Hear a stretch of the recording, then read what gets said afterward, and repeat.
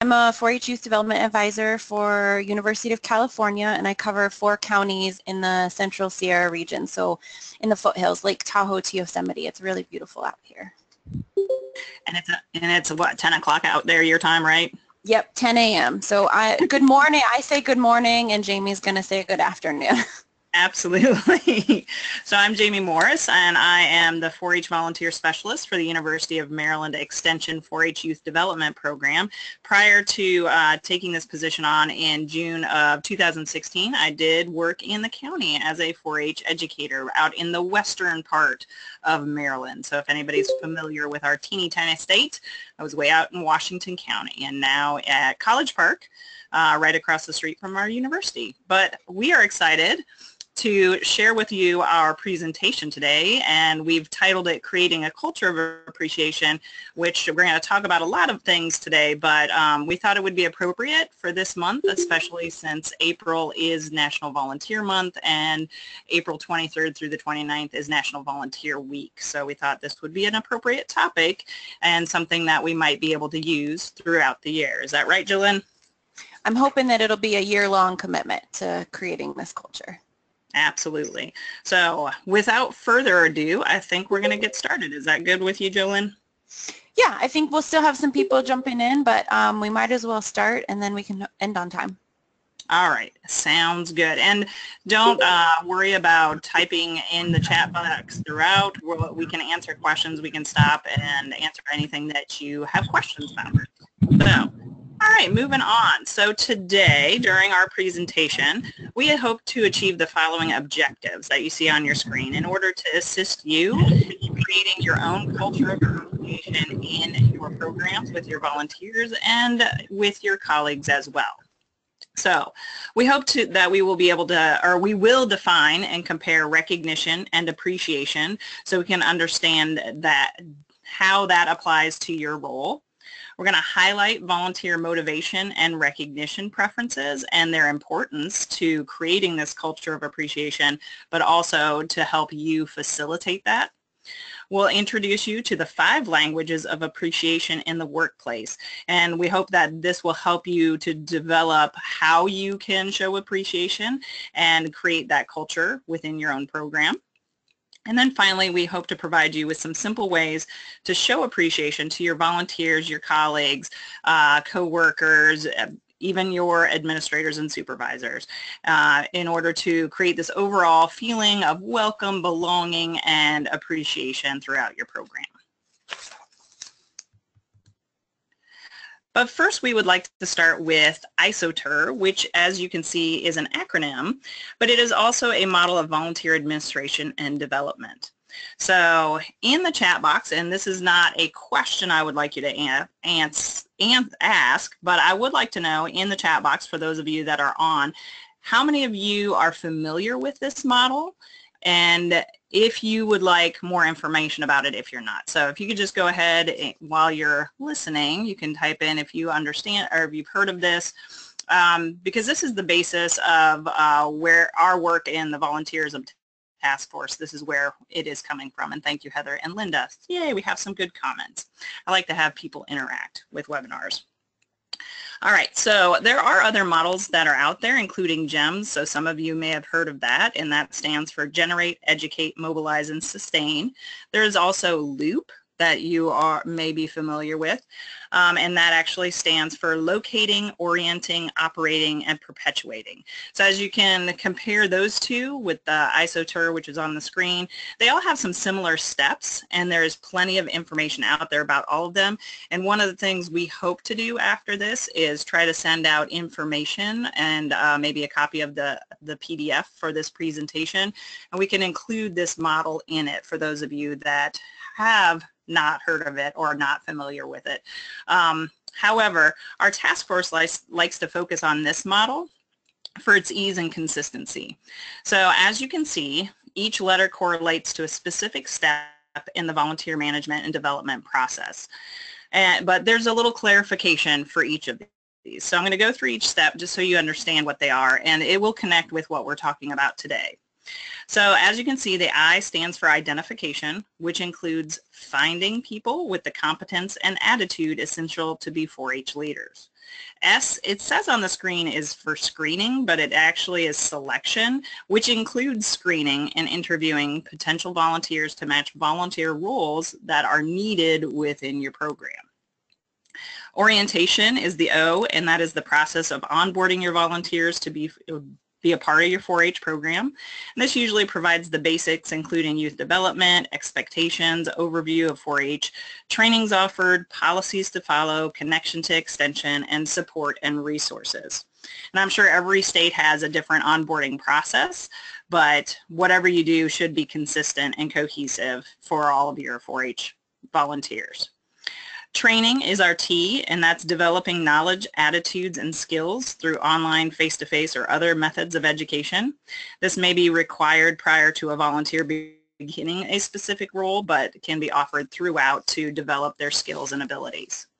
U is for utilization, which is providing opportunities for volunteers to put their knowledge and skills into action, so having them be a part of our programs. That's why we bring them in, and that's why we want them there. R is really what we are talking about today, partially at least, and that's recognition, or rewarding volunteers for their contributions to and performance.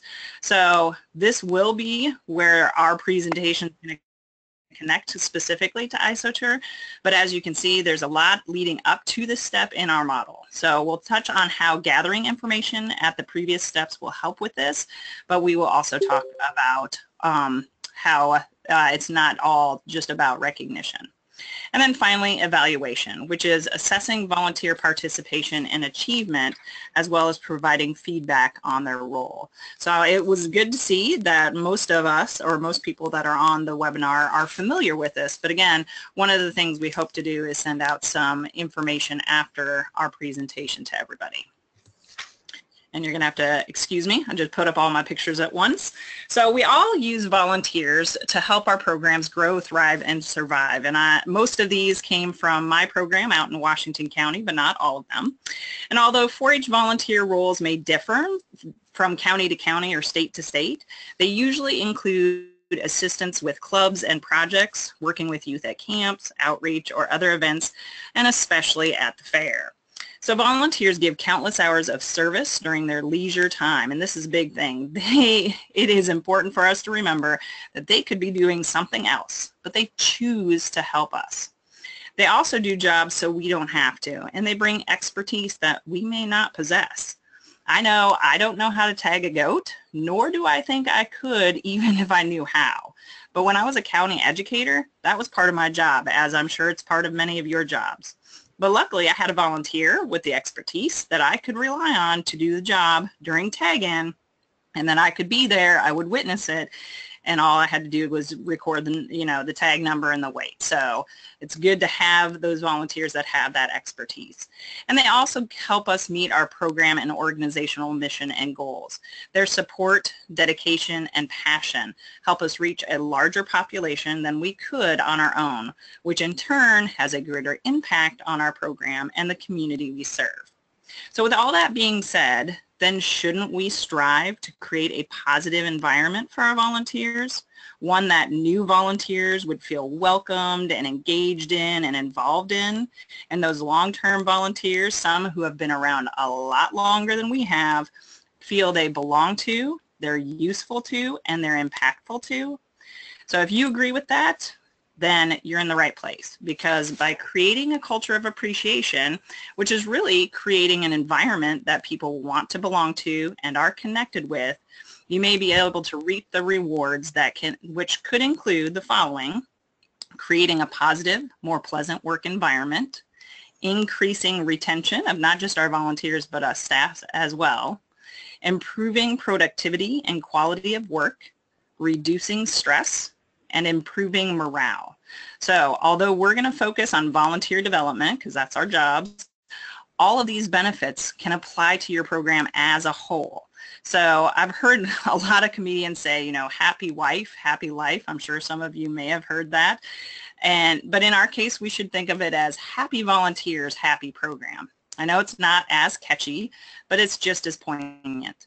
So imagine how a program of appreciated and happy volunteers would make you, your colleagues that work with your program, the youth that you're working with and for, as well as their families. How would that make them feel involved in your program? I'm sure some of you might be thinking they'd be feeling pretty positive, maybe productive, less stressed. So by creating a culture of appreciation in your program, it may not be a cure-all, and there is no guarantee that it will be accepted by everyone, but we hope that the benefits will outweigh any cost and negativity you may encounter. So that's our goal. So to start with, let's set the stage and discuss the difference between recognition and appreciation. Most of you may be coming in thinking it's the same thing. But as you remember, recognition is the R in the ISoter model. But recognition is included in most models of volunteer administration, which may lead us to think that it is what will keep our volunteers happy and engaged.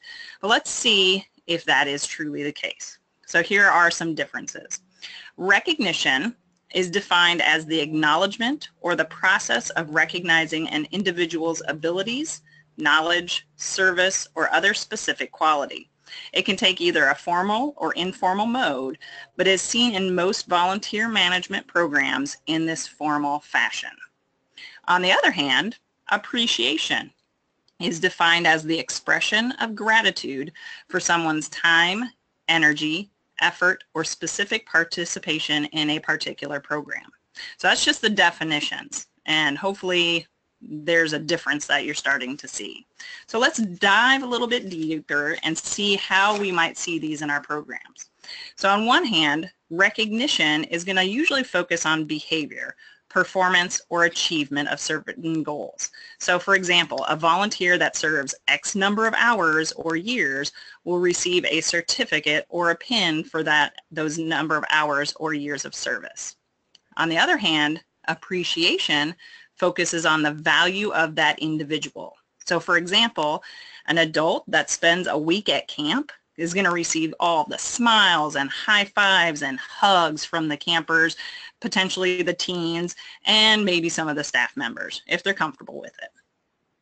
Recognition, moving on, is often provided in the hopes of improving performance. So an award or a plaque may be provided by a program as a goal to strive toward. So I want to get this certificate, or I want to get this reward. However, appreciation is provided to demonstrate gratitude and is likely to improve connection to the program, which in turn can increase that support and or contributions. So for example, an unexpected thank you. I got one of these not too long ago. Got a little thank you email from a parent of a program that I did a couple months ago. That unexpected thank you was for something that I did, made me feel like doing it was meaningful, and it makes me feel like, okay, it's noticed and appreciated. And it's much more meaningful than putting a certificate on my wall. Okay, so continuing. Recognition. At least some types can be costly. So especially our formal recognition events, those are going to be like a dinner or a social.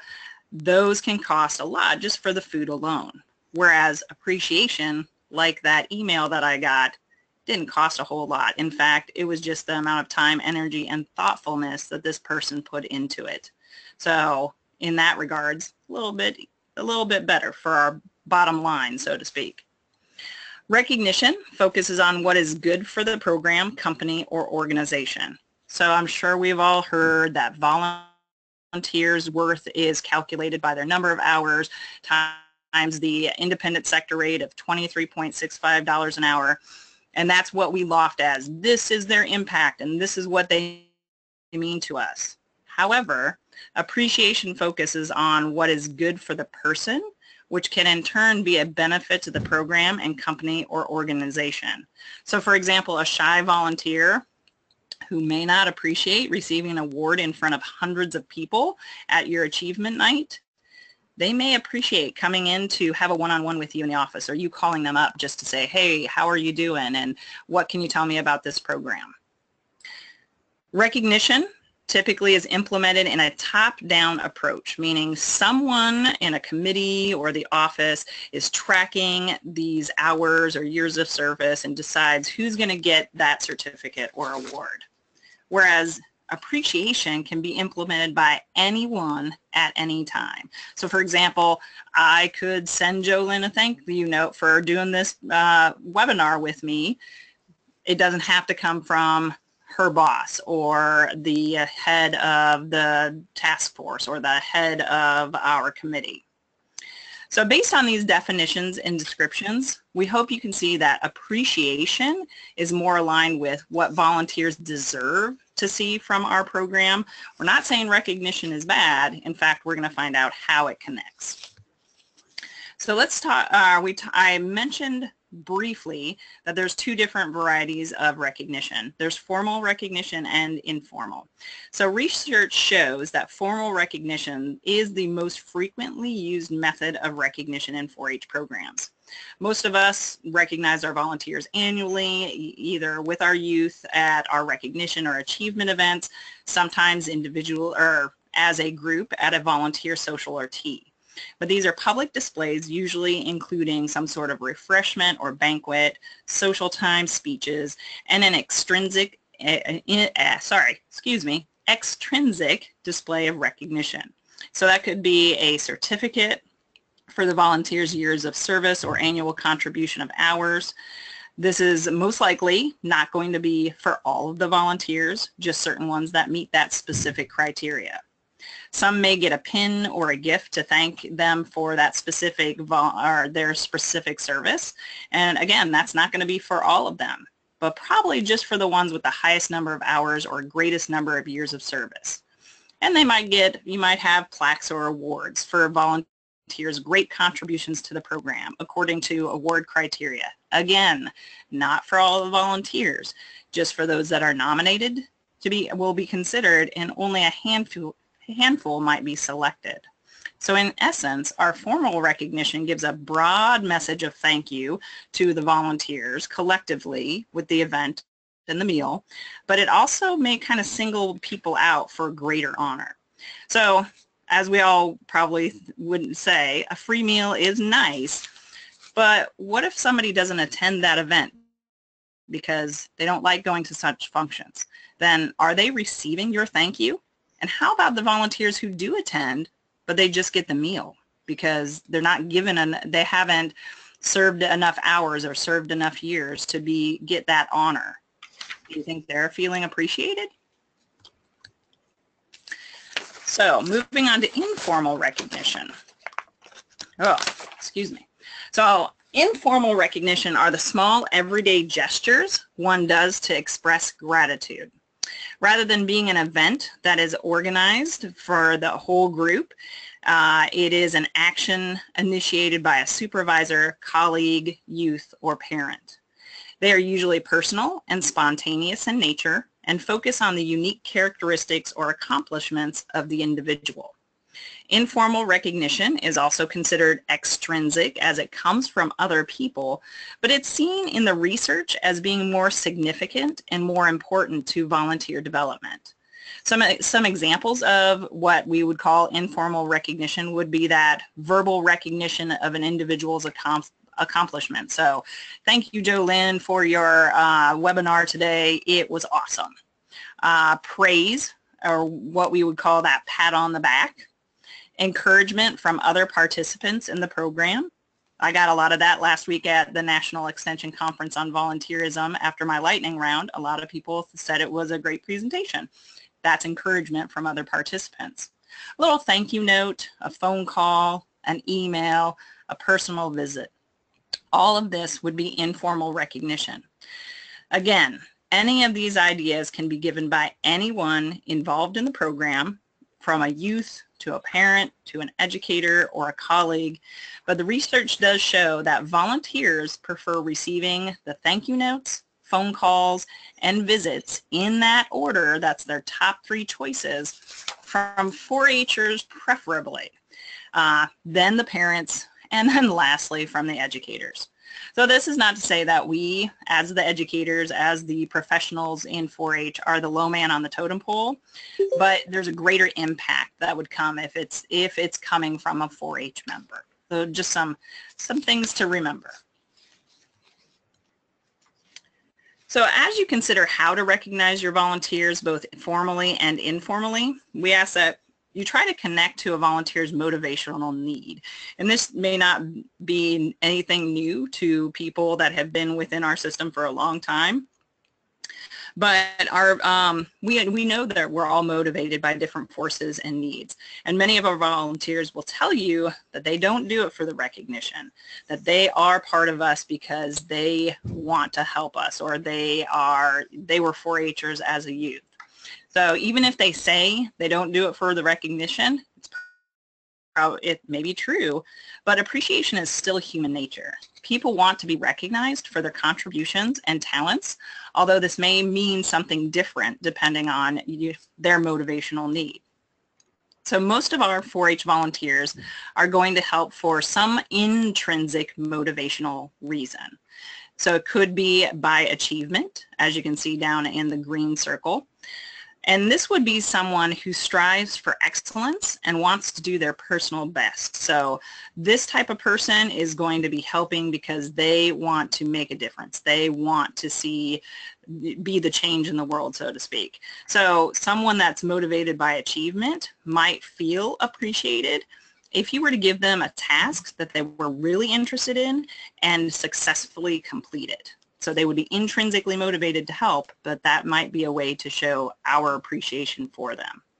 Someone that is motivated by affiliation, which is that bottom left circle, this would be someone who enjoys being with others and likes to feel included or accepted. So they volunteer because they want to be a part of the organization. They want to help everybody out. And this type of person may feel appreciated by being asked to be on a committee to help plan recognition night because they're going to be there to help everybody out. They're going to be there to make a fabulous event for all of the youth and families. And someone that is motivated by influence, which is our top blue circle, this would be someone who likes to make an impact or have influence on others. So I'm sure you can think of volunteers within your organization that are there because they want to help steer and help guide and help not necessarily control, but make that impact. So this type of person may feel appreciated by being asked to serve on a hiring committee. I know in the county I came from, we had some volunteers that would serve on our local hiring committees when possible. So you may also want to consider how frequent your volunteers are helping out with your program, because that may help determine the best mode of recognition. So it's going to be different across the board. However, we typically have volunteers that are around for a long term, short term, so meaning maybe 6 months. Long term would be years. Short term, maybe they're doing a program just for a short period of time during the year. And then maybe episodic, so those that may help out just a day at the fair or a day doing a presentation. So knowing how frequent your volunteers are helping and how often you're going to see them may help determine how to best recognize or appreciate them as well. So some of our long-term volunteers would be like our club leaders, and they assist at, monthly on a regular basis. They may be more likely to attend your annual recognition night, especially if it's designed to recognize volunteers and members, which would have their club kids coming too. Therefore, this might be a good venue to appreciate their contributions. But again, not everybody likes that kind of appreciation, but it may be a good venue. An example for a short-term high-impact volunteer, somebody that's going to be maybe working at camp or helping out as a team chaperone or coach. These volunteers may dedicate a short amount of time for a specific event, but it is an intense amount of time and energy. So like, for example, your camp staff may be a part of your regular program. However, some of them might not. So they may not come to your recognition event because they don't know about it. It's not during the summertime. So making sure you have a way to recognize them, show your appreciation during that that event. So at the end of camp, perhaps, having your own little recognition ceremony or your own way to show appreciation. And the same would be true for those episodic volunteers, the ones that are only going to be there for a one-time event. Presenting something or thanking them during that event or a quick thank you note afterwards, that may be the best way to connect with them. So again, they may not come to your recognition event because they don't know about it or they're not connected that deeply with your program, but you do want to show their value, their assistance, and you want to demonstrate your appreciation. So finding a way to thank them quickly but highlighting their assistance might be beneficial too. So you could always add a little blurb in your newsletter to highlight who came to help out at the fair, let's say. So identifying and connecting with a volunteer's motivational need and commitment can assist in developing your culture of appreciation.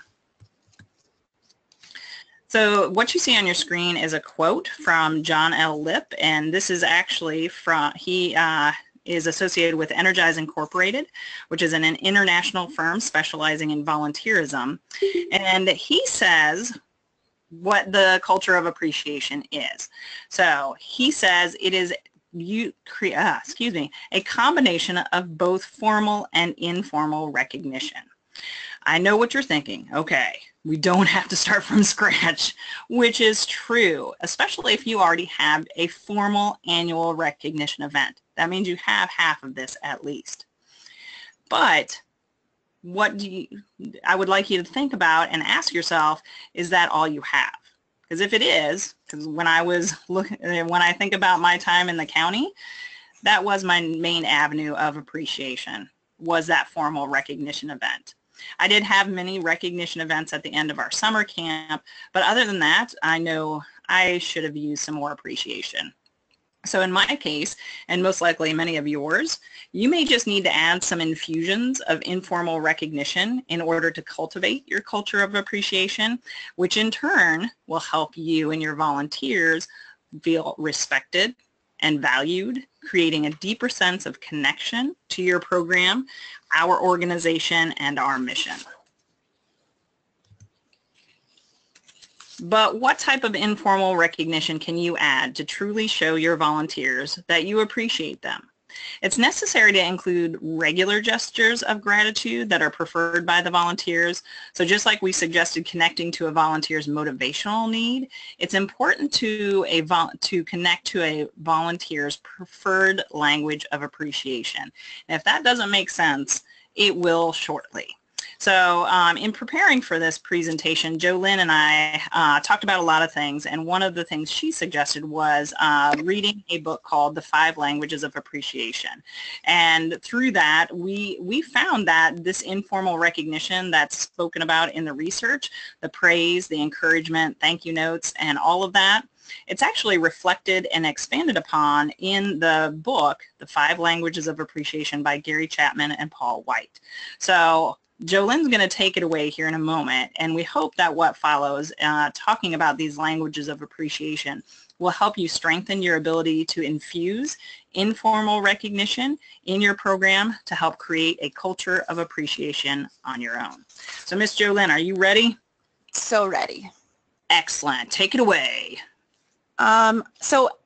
Thanks, Jamie. And as Jamie mentioned, we wanted to introduce you to a tool that may help in your work. The book, The 5 Languages of Appreciation in the Workplace, is based on the Motivation by Appreciation Inventory, which assesses individuals' preferences for how they are best encouraged and feel appreciated by others with whom they work. This inventory was based off of the research and the book, The 5 Love Languages. I don't know if any of you guys have read that, but it was based off of that book. And its premise is that all of us receive appreciation in our own way, but we tend to give appreciation in the language that we receive it. So the book challenges you to go out of your comfort zone to give appreciation in the primary language of the recipient, and reminds us that while we're going through the motions of appreciation, if it isn't sincere, it can be more harmful than good. So just as an aside, besides the original version, there's industry-specific versions, and they have versions of the Motivation by Appreciation Inventory in government sector, nonprofit, schools, and long distance. So those 4 besides the original version might be helpful to you. You can purchase the codes and take the assessment without the book, or you can buy the book, which has a code included in it right now, and the book is on sale for $10.99. And individual codes are $15, so you might as well just buy the book with the codes. It's pretty reasonable. I'm not connected to them in any way. I just took it and found it really helpful. So I bought the codes for my staff, and we've talked about appreciation at our staff meetings. So it might be, depending on funds available, it might be great to do this assessment with some of your key volunteers to find out specifically what their primary language is. But hopefully you might be able to figure that out just by getting to know your volunteer. Okay, so we're going to go on to the 5 languages. The first one is words of affirmation. And I just wanted to remind you what Jamie talked about earlier, that recognition is about performance, appreciation is about the person. So like I said, we're going to start with words of appreciation. These words can be written or spoken, and it's important to remember that while character traits are not as easily observable as specific accomplishments, they are in the long run far more important to an organization. So some examples of where and how you can give words of affirmation. In a one-on-one setting, after or during an event, saying to a volunteer, I really see how much the youth love learning from you. I appreciate your passion for our 4-Hers. Praise in front of others would be with either with 3 or 4 volunteers that are milling around at an event and you're talking to a few of them. And John can be in that group of 3 or 4 volunteers or not. But you could say something like, we're so lucky to have John on our team. He's an asset to our program. Written affirmation would be thank you notes or short posts on Facebook. And public affirmation.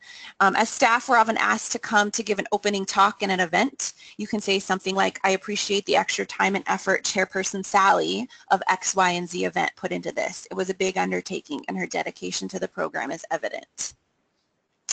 So I'd like for you to think about this question for a moment. And if you feel comfortable, you're more than welcome to put it into the chat pod. Have you received a verbal affirmation from a manager or a colleague within this past week? And if so, what did they say? And how did it make you feel?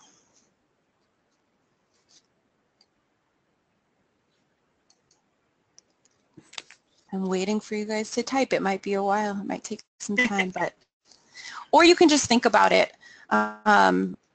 I got really excited about a new program that I'm starting up at the local juvenile detention center here in town, and my supervisor said, way to go, that's so awesome. And that was really cool for me. So we have quite a few people on the webinar. It would be interesting to know if some of you feel like you've gotten verbal recognition from a manager or a colleague within the last week or not. Some of you are saying no. Oh, Jen said yes. Yes, good. Provided positive feedback in an annual evaluation, yes. Not in the last week, but in the last month. Great. So it feels so good to have somebody, publicly affirm what you're doing, I will say.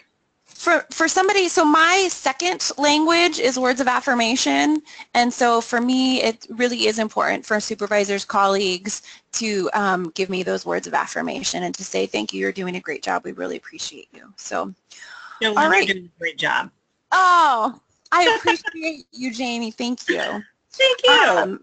We're going to move on to quality time. So in the book, authors talk about quality time as a powerful yet largely understood tool for those volunteers and colleagues whom quality time is their primary language of appreciation. A little time can go a long way to helping them feel valued, to get connected with the larger purpose of the organization, and to solidify commitment into getting the project completed. So quality time means giving the person your focused attention. The book gives practical tips to use while spending quality time with somebody. Maintaining eye contact. Don't do other things while you're listening. Listen for feelings as well as thoughts, and affirm their feelings even if you disagree with their conclusions. Observe body language and resist the impulse to interrupt. And I know I'm really bad at that. But some examples of spending quality time with a volunteer would be going to lunch to talk about 4-H if that's their passion, or going to coffee to talk about everything else except 4-H. Maybe they're passionate about rock climbing besides 4-H, and they just want to talk about their rock climbing competition that they just completed.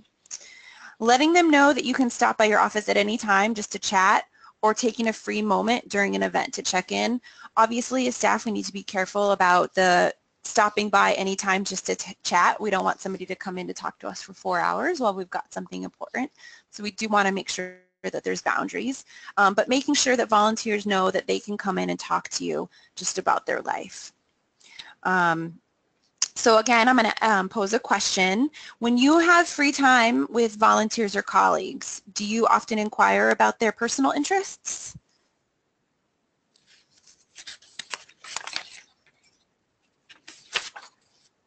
Some people are saying yes. And do you ever wish that they would inquire about your personal interests? They know you as the 4-H staff person, but do they ever inquire about what you do outside of your staff life? So we're going to move on to acts of service. Yes, definitely I ask about their lives. Some yes, some no. Great. And the idea is that some of them would appreciate you asking about their personal lives and some of them wouldn't. So we have to figure those things out. All right, acts of service. For some people, demonstrating appreciation through acts of service communicates caring. They have the perspective, don't tell me you care, show me. And a caveat to this is, as staff, we mustn't confuse what we are already supposed to be doing for our volunteers as an act of service. We'd like to give you some practical tips as you begin to show appreciation through acts of service. So make sure your own responsibilities are covered before volunteering to help others. Ask before you help, serve voluntarily, and check your attitude. This one is also really important. If you're going to help, do it their way. Don't help and do it your way. Because there's many people out there that say if they're going to help and not do it my way, I'd rather just do it myself. So examples of how this comes to be in real life are showing up to a packet stuffing party, which is usually completed all by volunteers. Maybe showing up to an event early to help set up or clean up. Some of you have a volunteer accessible computer in your office, so volunteers can work on spreadsheets or things like that. So making sure that that computer in your office is more efficient if it's running slowly. So is there anything that you can do as a volunteer manager that would make life and work for your volunteers easier? Okay, and we're going to move on to tangible gifts. So the challenge of giving the correct gift to the right person shouldn't deter you. If you come to understand someone in your organization has their primary language as tangible gifts, take time and put in the effort to find out what they might enjoy. Coffee mugs, calendars, or pens with the 4-H logo on it are probably not going to cut it. One way to get information is to ask questions. What is some of your favorite musical artists? What is your favorite magazine? Favorite team sports? Restaurants? What are your hobbies? Remember that gifts don't always have to be a thing per se. They could be an experience, like tickets to a game. I know in some of our local communities we have, what is it? Not pro baseball, but we have AAA or things like that. Things like that that aren't that expensive. But tickets to a game, a gift certificate to a spa, or even a couple of shopping bucks at the local mall. One of the things that the book talks about, again, this is for the workplace, but it talks about time off. Leaving early, coming in late is considered a tangible gift. And that may not work as easily with volunteers, but it's important to remember for staff that being given the privilege of leaving work early or getting some time off when a large project is completed can be an extremely effective gift. Maybe something like at your summer camp, if your adult staff are there all week long, maybe you let them sleep, one of them, you know, rotate days that one of them gets to sleep in the morning or something like that. So we're going to go to the last language that is in the book. It's not in the book, but it's in the 5 love languages. It's called physical touch. Yep. And so it's not actually in the inventory, but the book discusses it because it's built off of the 5 love languages. And there's limited situation involving touch that's appropriate in the workplace or with volunteers. As the authors were piloting this inventory and book, though, they found that not one person had physical touch as their primary language, and that's why they took it out of the inventory. There are many challenges and concerns with the idea of physical touch in the workplace, and I'm not really going to go into those. I'm sure you guys all know those. But I do, however, want to remind you that the benefits of an appropriate physical touch are helpful, and you shouldn't abandon them completely. A high five, a firm handshake, a pat on the back can really mean a lot to somebody. But as the quote says, we must learn from the person we are touching what he or she perceives as an affirming touch. So, Jolene? Yes. Did you notice Ruth's comment in the chat box? 75% of her volunteers are huggers. That might be true in some organizations. True. There you go. And as long as you know that, go for it. As long as you know that. Now, just to make sure, though, that if 75% of your volunteers are huggers, that you don't go in for a big bear hug to the 25% that aren't. I'm a hugger, and I know somebody in my office is not, and I was having a really hard day, and she asked how I was, and I went to go to hug her as like a thank you for asking, and she literally put her hands up and went, whoa, whoa, whoa, whoa. And so just be aware of it. Great. Good, Ruth. You don't approach them, you let them hug first. Sounds good. Can you guys hear me? Yes. Hi, this is Victoria. I have a quick question. So I'm talking about the love languages. What would be a good approach to, or a good environment to have your volunteers take that quiz or take that survey? That's a really good question. Yeah. I'm almost thinking, I mean, I don't think this is something you'd want to do like across the board, almost like in small doses. So the way I would envision using it, especially when I was in the county, would have been like we would have spring and fall leader meetings, and all of our leaders or superintendents would come in, but we would meet separately. And actually, I could envision doing that in small groups with them in those situations, because I guess personally I can't see, you know, just sending it out and saying, hey, take this because I want to know about you. I almost want to do something in person or when we were all together. I don't know. And kind of how long does that love language survey kind of, or how like in depth is it? Like, does it take a long time, or is it something very simple for them to do quickly? Jamie just took it. It is online. It's an inventory online. Yep. And you have, unfortunately, I mean, you need to buy a code for each person. So there is some expense on that piece. I don't know if there's ways to, I know, so this is the motivation by appreciation inventory. It's separate than the 5 love languages.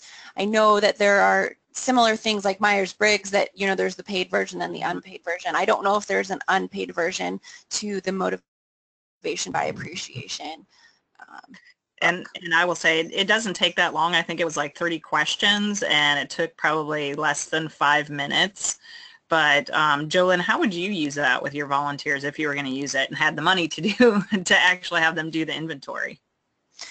Yeah, I agree. Having it at your beginning of the year meeting and having a conversation similar to what we're talking about appreciation, and saying that you were just, you know, on a webinar and you realize that while we do things like Recognition Night, I want to make sure that I recognize you and appreciate you in other ways, and to get to know you better, I would love for you to fill out this inventory so that I can best appreciate you in the way that you will receive it. And can you see Ruth's question, or Ruth's last insert into the chat in terms of wanting some input on setting boundaries with phone, text, or social media? Do you want to save that for a little bit to answer it? Yeah, or? I think I need a clarification. Boundaries in terms of appreciation, or just they're calling and texting and posting. So Ruth, while you clarify for us, I'll move on. We're just a few more slides. Importance of volunteer appreciation. And so we've discussed ways to appreciate our volunteers, but here comes the why. Many volunteers complain that appreciation tends to be a one-size-fits-all thing. So in the book, and it's supported by many articles in Joe, volunteers often say that public recognition at large events is their least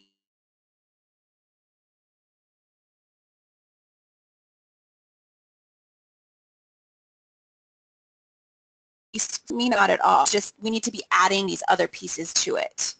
In the book, they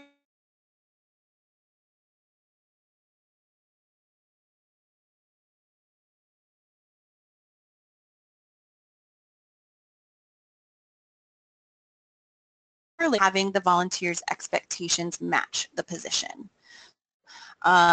Satisfaction correlated to receiving feedback and feeling valuable is really key. And all of us are always looking at ways to retain our volunteers. And so I just wanted to say that this could be a really impactful way to keep our volunteers. So the question is now what? What do we do? So Victoria talked about how do we implement the motivation by appreciation inventory, but that is costly, and I understand that. So if you can't afford to do that with some of your key volunteers, just get to know your volunteers. That will help. Find out why they volunteer. Find out their primary language. You can figure it out by getting to know them and asking questions. Successful managers seek to understand the other person's point of view. So I'm going to give you guys, the next slide is resources, some of the Joe articles that we talked about. Go ahead. I was going to say I can go back. Oh, sure. So some of the Joe articles that we talked about, the link to the book, the website is appreciationatwork.com. And just articles that you may or may not want to use in your work with volunteers.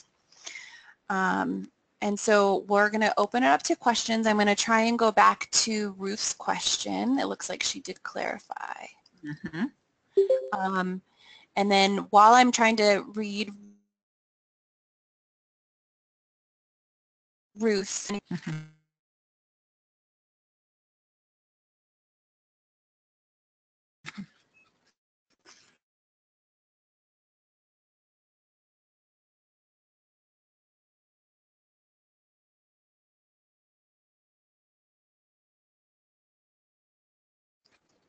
Well, and I kind of wanted to add on to what you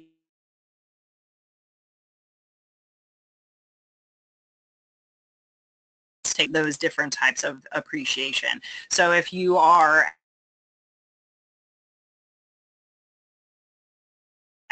or you thank them in a group, just like the words of affirmation said, and they seem to respond positively to it, that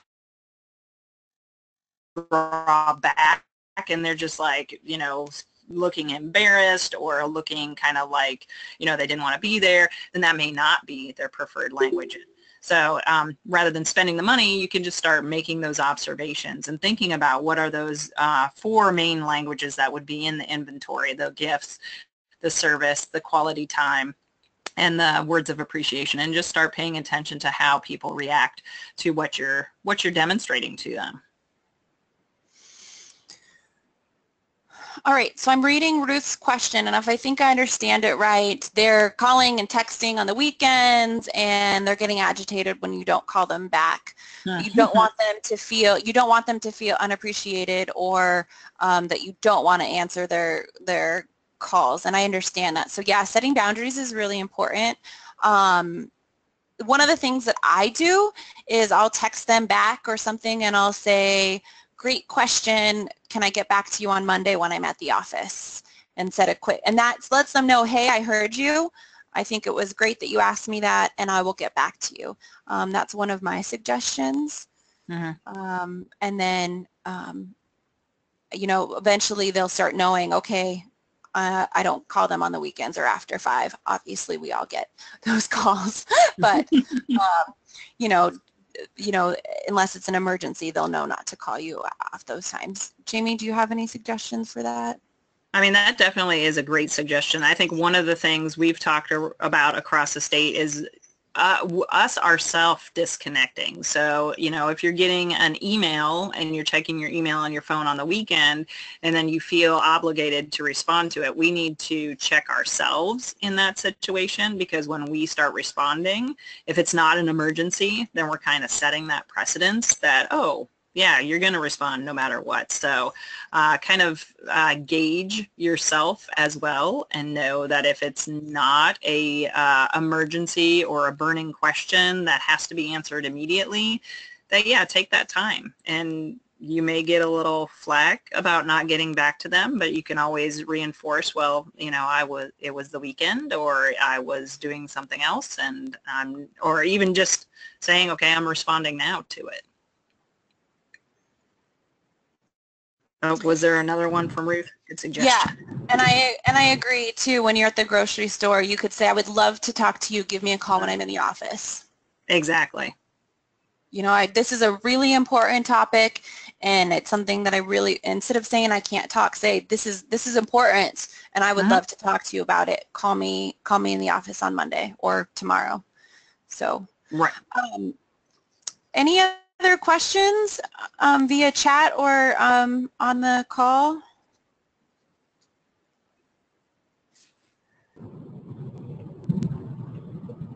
Well, I just want to say thank you to Jamie and to Jolyn for sharing with us today. And this is going to be a recorded presentation. And so for those of us who want to go back and look at the PowerPoint slides and get those resources that you guys shared with us, those will be available to all of you guys online. And then we do these monthly webinars, and so definitely log back in with us next month, and we'll have another webinar for you. But Jamie and Jolyn, is there anything else you'd like to share for the group? Sure. We have one closing little thing, and it's that we hope you work on creating a culture of thanks and appreciation, and it's an ongoing process, not just a single party or an annual award. It's a culmination of several gestures that can easily be built on what you already do, your annual recognition night, and take advantage of these specialized days, weeks, and months. So National Volunteer Week is April 23rd through 29th. National Write a Letter of Appreciation Week is March 1st through 7th, and National 4-H Week, October 1st through 7th. So remember, it's all of these things that you do on a regular basis. Think about what you can do to make volunteers feel welcome and valued as individuals and a part of the team throughout the whole year. And I guess I would just add, putting yourself out there and showing your appreciation, it's going to benefit your volunteers and everybody in your program, but it's very quickly going to come back to you. I would like to share a little experience I had with that, and that was I do a monthly what I call the Maryland 4-H Volunteer Voice, and it's like a little newsletter about volunteer stuff that I send to everybody in the state. And last month, knowing that this month is National Volunteer Month, I sent out with my newsletter a little email saying, hey, you know that this month is coming up. Send a thank you to somebody that has impacted your life or you want to show your appreciation to. And actually, after, I think it was the next day, that's when I received the email from the parent that I mentioned earlier. It was a parent from one of our youth that attended our winter camp the last couple years, and she just said, thank you for all you do, and mentioned something silly that I did at the camp this year, and it made my day. It was amazing. So what you put out there, it's just like karma, it's going to come right back to you. So hopefully you will start seeing how you are creating your own culture of appreciation very shortly. Well, thank you guys so much. I loved your presentation today. Like I said, this will be recorded and archived for everyone to go back and get those resources. I think that is some great stuff and great information you guys shared with us today, so I really appreciate you guys taking the time to share with all of us, and definitely reach out to any of us if you guys have any questions. But if that is it, you guys can have a great day. Thank you so much. Bye. Thank you. Thank you for joining. Thanks.